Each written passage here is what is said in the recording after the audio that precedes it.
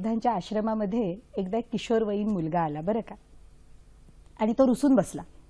तो म्हणाला की मला नवीन वस्त्र पाहिजे. आता गौतम बुद्ध गुरुदेव ते म्हणाले की अरे म्हणजे सगळ्यापासनं मोक्षाच्या मार्गावर जायला माणसं इथे येतात आणि ही कुठली आसक्ती आहे या मुलाला, कशाला नवीन वस्त्र पाहिजे. पण तरी त्यांनी त्या किशोराला नवीन वस्त्र दिलं. ते वस्त्र घालून तो असा आश्रमभर आनंदाने फिरला. आनंद पांघरला होता त्याच्या चेहऱ्यावरती. नवीन काहीतरी नवीन मिळालेलं होतं. गौतम बुद्धांनी संध्याकाळी जवळ बोलावलं आणि म्हणाले, सांग रे बाळ, जुन्या वस्त्राचं काय केलंस. तर तो म्हणाला, काय करणार गुरुदेव, ते इतकं जीर्ण झालेलं होतं की माझं जे आसन होतं ना ते आसन बदललं आणि ते जुन्या वस्त्राचं आसन केलं. जुन्या आसनाचं काय केलंस.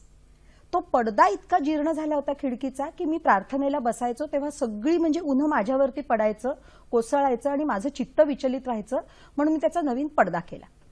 त्या जुन्या पडद्याचं काय केलंस. इतकी लक्तर झाली होती की त्याची मी फडकी करून टाकली. जुन्या फडक्यांचं काय केलंस. म्हणाला, त्यातले जे धागे चांगले होते ना तेवढे वेचले आणि जेव्हा तुम्ही आमच्यापर्यंत चालत येताना तेव्हा जी पायघडी घातलेली असते त्यातली भोकं मी त्या धाग्यांनी बुजवली. गौतम बुद्धांनी त्या किशोराला घट्ट जवळ घेतलं आणि ते म्हणाले, बाळ, तुला एक वस्त्र दिलं तर त्याचा इतका सुंदर उपयोग केलास, त्या परमेश्वराने तुला एक अख्खं आयुष्य दिलंय, त्याचा किती छान उपयोग करता येईल. वाह. प्रत्येकाने मनाच्या कुपीत अत्तरासारखी जपावी अशी ही गोष्ट आहे. कारण वर्ष